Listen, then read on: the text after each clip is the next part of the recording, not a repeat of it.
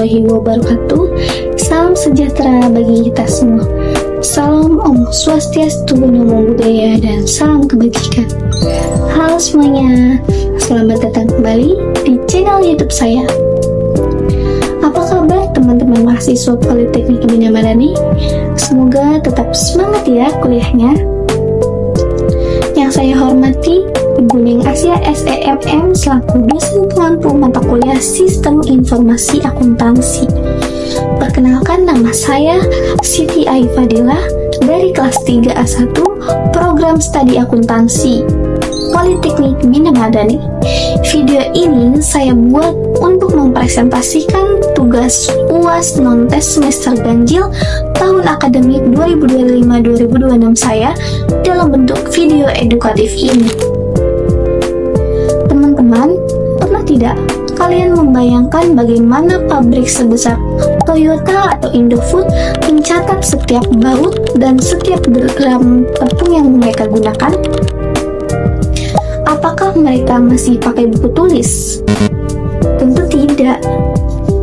Di video kali ini, kita akan membedah otak dari perusahaan manufaktur tersebut. Saya akan membahas 5 materi fundamental, yaitu dari dasar SIA berbasis komputer, detail siklus produksi, integrasi buku besar, sistem pengendalian, hingga isu AI yang sedang hangat. Jadi, pastikan kalian tonton sampai habis karena di tengah video nanti saya akan memberikan simulasi kasusnya. Jangan lupa like dan subscribe ya untuk mendukung tugas saya.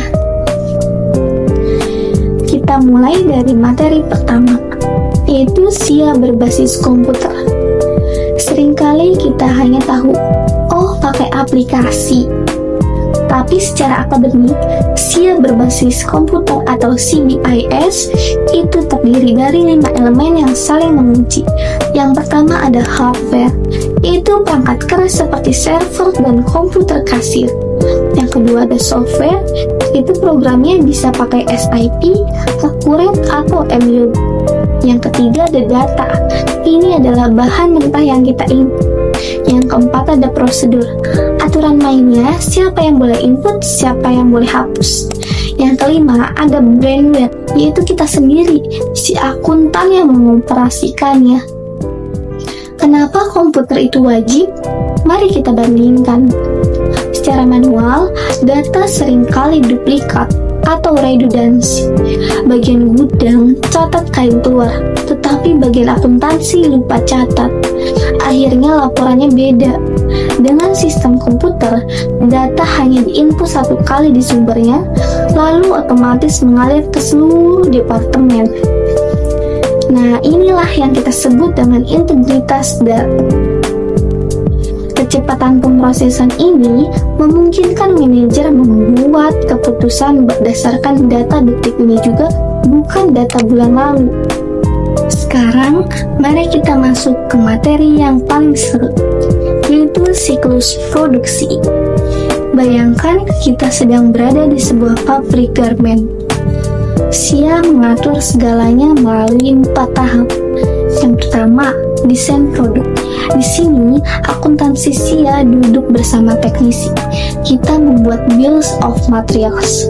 Itu misalnya untuk satu kemeja butuh 2 meter kain, 6 kancing, dan 1 label.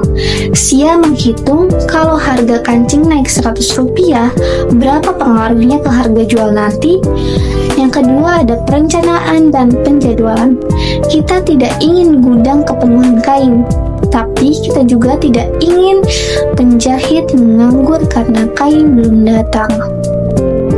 SIA menggunakan sistem MRP untuk menjadwalkan kapan bahan baku dipesan dan kapan mesin mulai bekerja. Yang ketiga, operasi produksi. Di lantai pabrik, setiap pergerakan kain terekam. Dengan teknologi barcode, setiap kain yang dipotong langsung terpotong di sistem secara otomatis. Ini sangat efektif untuk mencegah pencurian atau kehilangan bahan baku. Yang keempat ada akuntansi biaya. Disinilah uang dihitung. Kita kumpulkan biaya bahan baku, gaji penjahit atau tenaga kerja langsung, dan biaya listrik pabrik atau overhead. SIA akan menjumlahkan semuanya menjadi harga pokok produksi. Lalu, bagaimana hubungannya dengan sistem buku besar? Teman-teman, inilah poin kuncinya. Dalam sistem manual, kita harus buat jurnal penyesuaian di akhir bulan yang sangat melelahkan. Tapi, di SIA berbasis komputer, ada pembaruan otomatis. Detik saat kemeja selesai dijahit, sistem langsung menjurnal. Debitnya itu persediaan barang jadi, dan kreditnya itu barang dalam proses. Jadi, neraca saldo kita selalu terupdate setiap detiknya. Materi ketiga adalah laporan dan pengendalian. Di video ini, saya tampilkan contoh laporan harga pokok produksi. Laporan ini bisa ditarik kapan saja. Namun, laporan sehebat apapun tidak berguna kalau datanya dimanipulasi. Oleh karena itu, ada pengendalian internal. Dalam SIA komputer, ada yang namanya otorisasi digital. Bagian gudang tidak bisa mengubah data gaji, dan bagian gaji tidak bisa mengubah akses data SOP. Semuanya dibatasi. Selain itu, ada audit trail. Setiap kali saya menekan tombol simpan, sistem mencatat identitas saya, jam berapa, dan IP address komputer saya. Ini membuat siapapun yang mau membuat curang akan berpikir 2 kali. Nah, bicara soal masa depan, kita tidak bisa lepas dari artificial intelligence atau AI. Sekarang ada AI yang bisa memprediksi kapan mesin pabrik akan rusak hanya dari data akuntansi biaya perawatannya. Ada juga cloud computing yang membuat saya bisa memantau laporan keuangan pabrik saya di Bekasi. Meskipun saya sendiri sedang berada di Jakarta lewat smartphone saya. Namun kecanggihan ini harus dievaluasi. Kita gunakan metode evaluasi efektivitas. Apakah sistemnya menghasilkan info yang benar, dan efisiensi. Apakah sistemnya sebanding dengan harganya? Contohnya, perusahaan besar seperti Toyota. Mereka menggunakan sistem SAP yang sangat mahal karena bagi mereka akurasi data itu jauh lebih berharga daripada harga softwarenya. Sebagai penutup, menjadi akuntan di masa depan bukan lagi soal jago menjurnal secara manual, tapi bagaimana kita bisa mengaudit dan mengelola sistem informasi ini agar perusahaan tetap profit. Terima kasih banyak Ibu Neng Asia atas ilmunya selama 1 semester ini.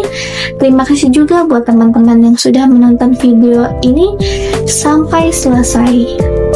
Mohon maaf jika ada salah kata. Saya Siti Fadilah, pamit undur diri. Wassalamualaikum warahmatullahi wabarakatuh. Sampai jumpa di video tugas berikutnya. Bye-bye.